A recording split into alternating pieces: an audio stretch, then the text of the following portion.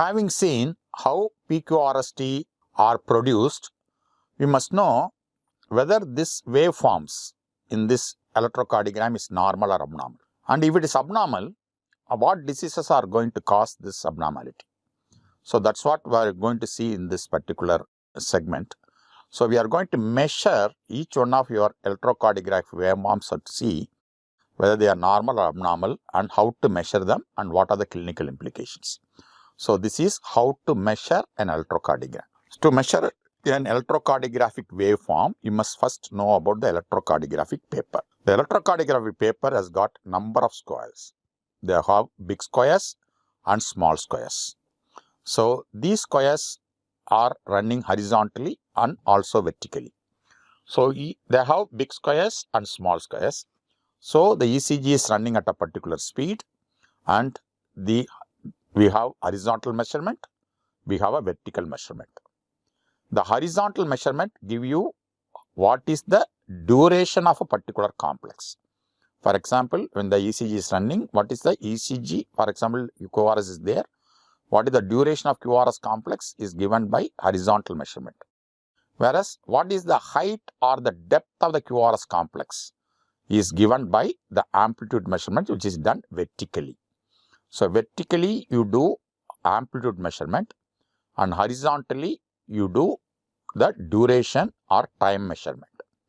So, with the small squares and big squares in the electrocardiographic paper. So, before you read an ECG, the two things you must see always before you interpret an ECG is the standardization and speed. As I told you, vertically we measure the amplitude and horizontally we measure the duration or the time of a particular complex. So, all ECG machines, all ECG papers will have big squares and small squares. Each big square has got 5 small squares arranged vertically as well as horizontally. So, when you look at the ECG, it will start with the standardization like this. They will be giving this standardization, and this standardization is a vertical bar. This vertical bar will have 10 small squares, 10 small squares or 2 big squares. So, whenever this vertical bar has got 10 small squares inside or 2 big squares inside, the ECG is recorded by 1 millivolt standardization. 1 millivolt standardization. When the ECG is recorded in this particular standardization, vertically each one of your small square is 1 millimeter in height. Each one of your big square is 5 millimeter in height. So, this standardization will tell you how to measure the complex vertically or the amplitude measurement. Small square is 1, big square is 5 millimeter in height.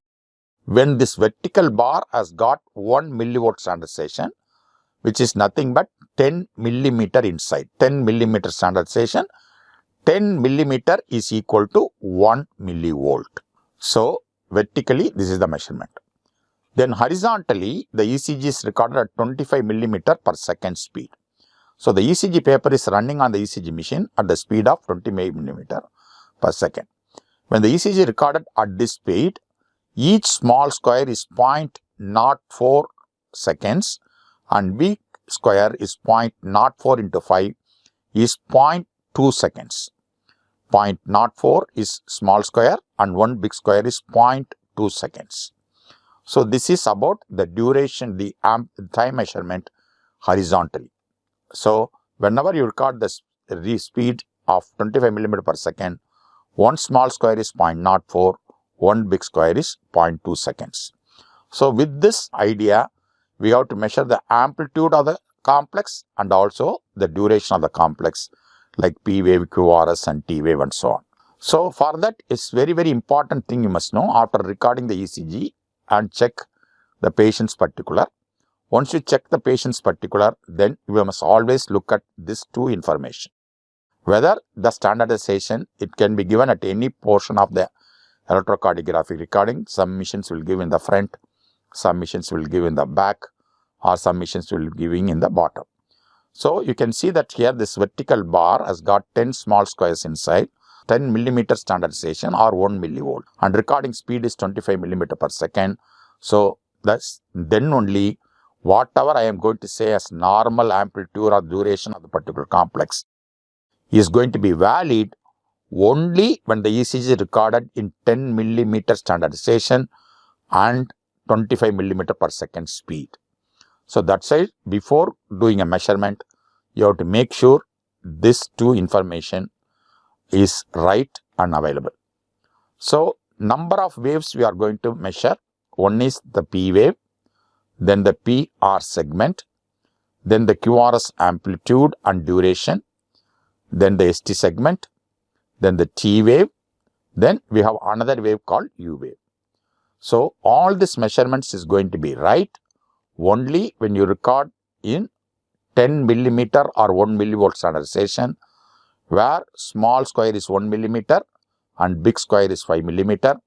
When you record at 25 millimeter per second, small square is 0.04 second and big square is 0.2 seconds.